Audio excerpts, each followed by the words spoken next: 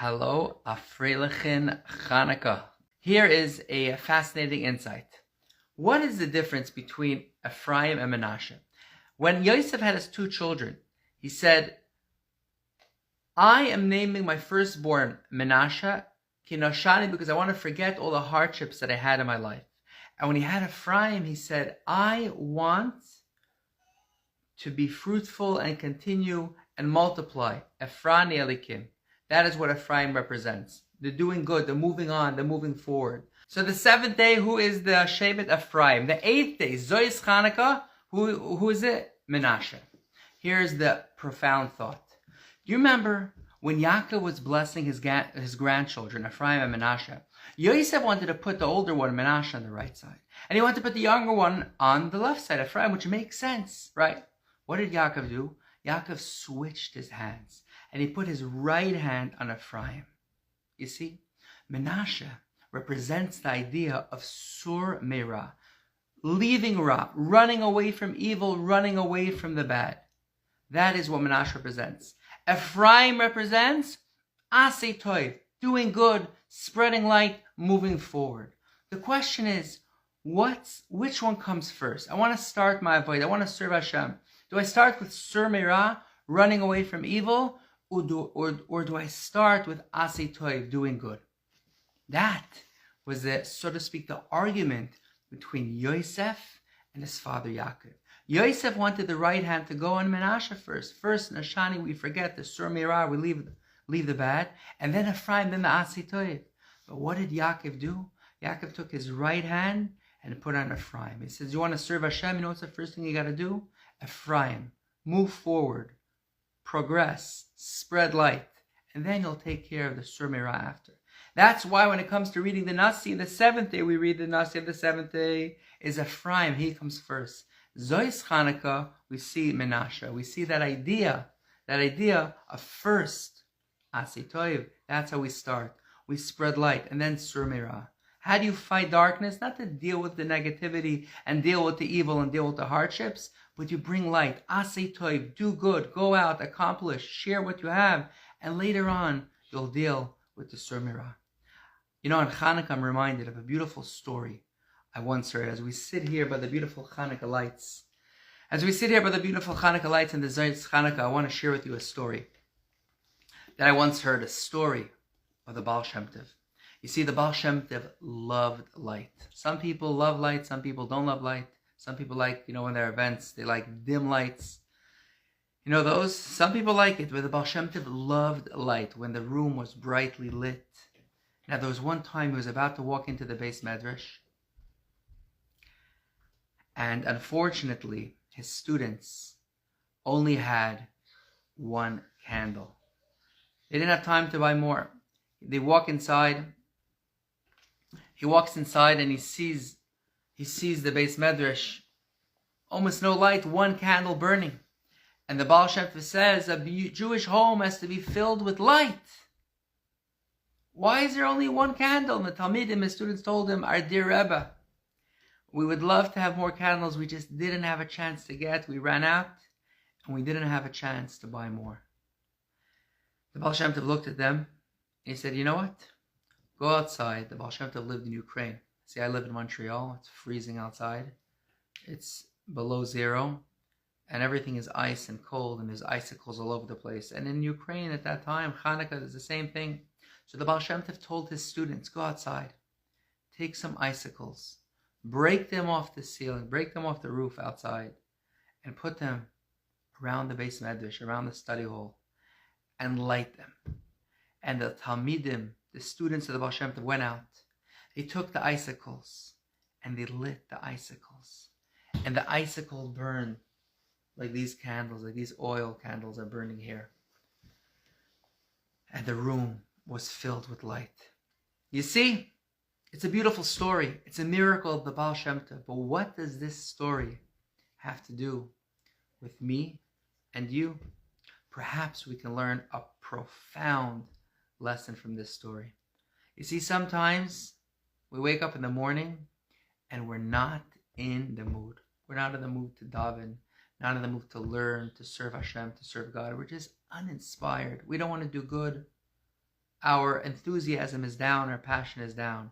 We feel like a cold icicle, a piece of ice, apathetic, cold, not interested. But you know what? When we overcome the war inside of us, when we get out of bed and we wake up and we go to Minyan and we daven and we learn and we do good things and we give charity, even when I'm uninspired, you know what we're doing? We are taking our icicle moments, we are taking the moments where we're cold and uninterested, and we're transforming them into a candle. We're transforming those moments into light. That's how we light up this world. That is the message of the Chanuka candles, the lesson of the Chanuka Menorah. Light up the world. Last night was 7, but tonight is 8. Whatever you did last night was nice. Whatever you did yesterday was good, but today, tomorrow, even more.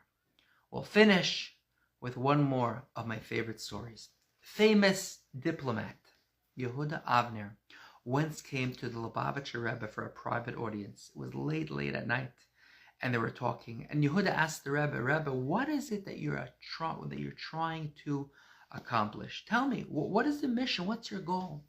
And the Rebbe pointed to the shelf in the room, and there was a candle. There was a candle there. It wasn't lit, it was just a candle. So the Rebbe asked him, what's that on the shelf? He said, Yehuda said it's a candle. The Rebbe said, no, it's not a candle yet. It's a lump of wax with a string going down the middle. And the Rebbe said, so you have a lump of wax with a string going down the middle. Only when you have a fire does it fulfill its mission. And then you can call it a candle, a lit candle. And the Rebbe looked at Yehuda, and the Rebbe said, I want you to know that a person's body, our guf, our body is like a lump of wax. Our soul, our neshama, is like the string down the middle. It is the soul, the wick.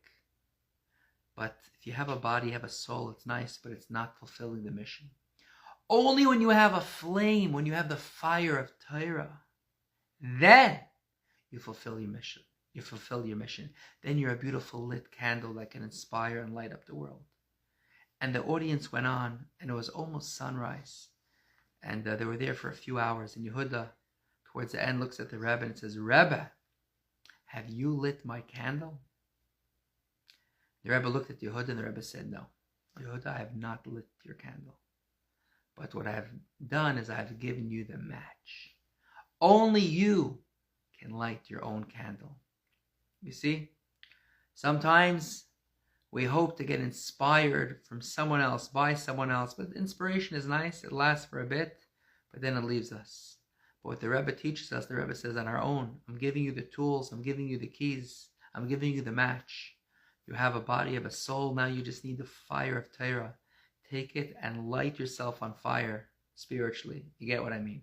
Light yourself on fire, and you'll be able to light up others, to light up your family, to light up those around you, to light up the world. With Ner Mitzvah, the Torah, or the Pasuk tells us, every mitzvah we do is like a candle. And every part of Torah that we learn is light. And when we spread the light and we infuse our life with the light of Torah, that's how we accomplish our mission, our goal, to transform the world, this dark world, into a world that's filled with light. May we all merit to celebrate this Zois Chanuka with the true menorah in the Beis Hamikdash, where the Kohen Gadol will light it, with the coming of Mashiach. May it happen speedily tonight, today, on this Zois Chanuka. The story takes place in the times of the third Lubavitcher Rebbe, the Tzemach Tzedek. He had a famous chassid. His name was Reb Nechemia. Nechemia from Dubravna. He wrote Shailas Uchuvas Divrei Nechemia.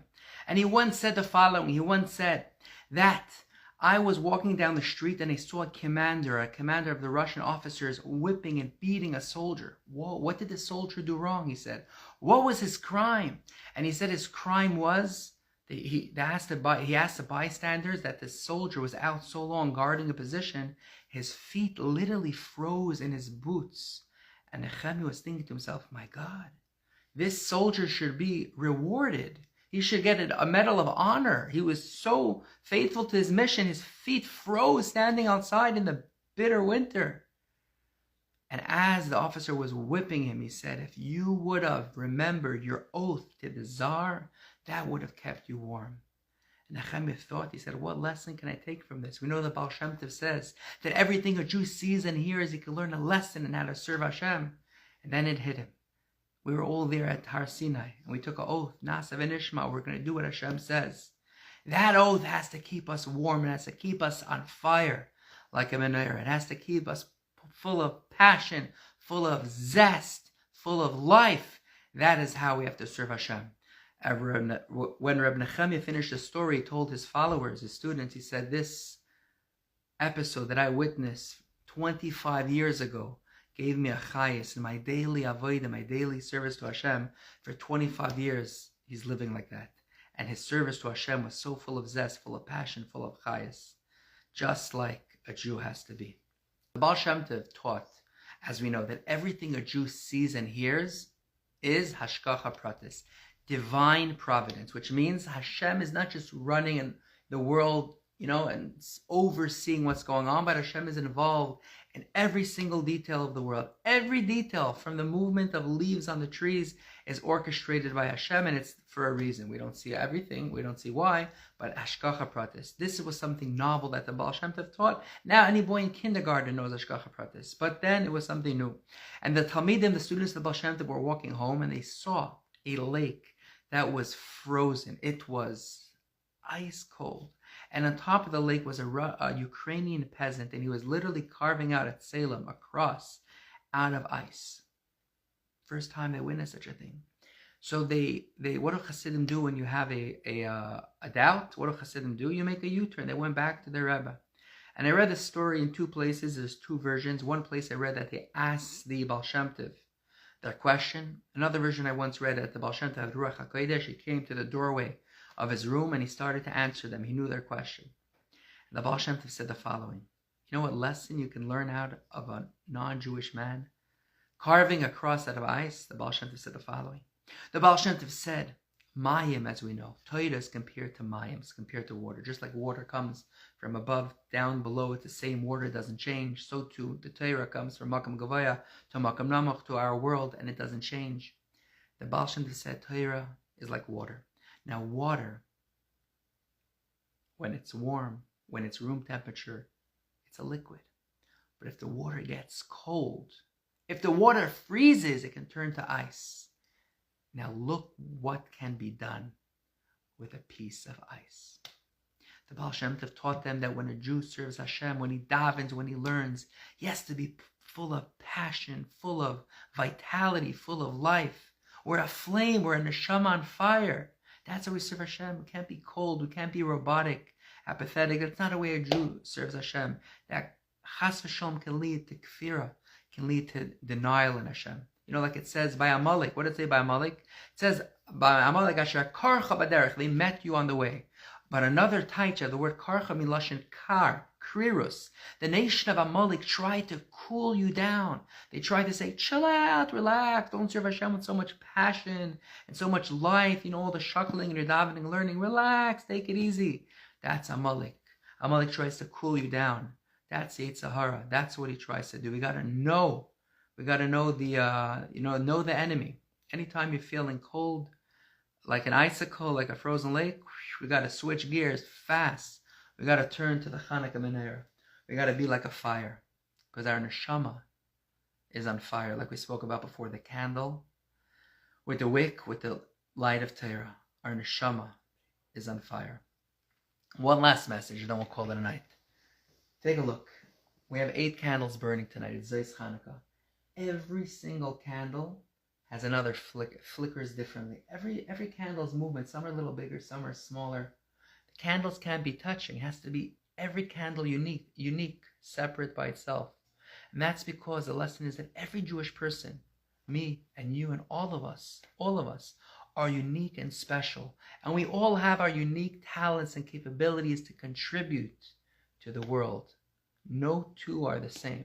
You may look at others and, learn from them. You don't have to copy. You know why you don't have to copy? Because you're not a copy. You're unique. You're antique. You're special. Know that. Know that you have what to contribute. Just like each candle is unique, separate individual with its own light, so to each and every one of us have our own light. See, imagine I didn't have my shamash. Okay, sometimes it happens. Someone has Hanukkah candles, the shamash is gone, it's gone, something happened, and one of the candles go out. Am I able to take one of my candles and light another candle that the fire went out? Or use it, let's say I don't have a shamash. I have candle one, I have one candle. Can I use one candle from my menorah to light the others? Yes or no? So actually it's a machlokes, it's an argument in the Talmud, Rav and Shmuel. Rav says no, you can't. Shmuel says yes, you could. Now generally, whenever Rav and Shmuel have an argument, the halacha is like Rav, very good. However, there's only 3 exceptions that the halacha is like Shmuel, and one of them is by Ner Chanuka. What's the reasons? Why? Why does Rav say I can't take one candle of the menorah and light another one? Rav says, you know why? Because makhish mitzvah. I am weakening the mitzvah. If I am taking from one candle, some wax could spill or oil could spill. I'm not showing chashibas, importance to the mitzvah, and I'm weakening it, therefore I can't. But Shmuel says, no, you could. You know why? Because when you take one candle that's lit and light another one that's not lit, you're bringing more light to the world. And who's the halacha like? The halacha is like Shmuel, because that's what we got to do. That's the message. The message is we have to take our candle, we have to take what we have, the Torah we know, the knowledge we have, and share and give. You're not weakening ourselves, we're lighting up others. Thanks for listening. Have a freilich Chanukah.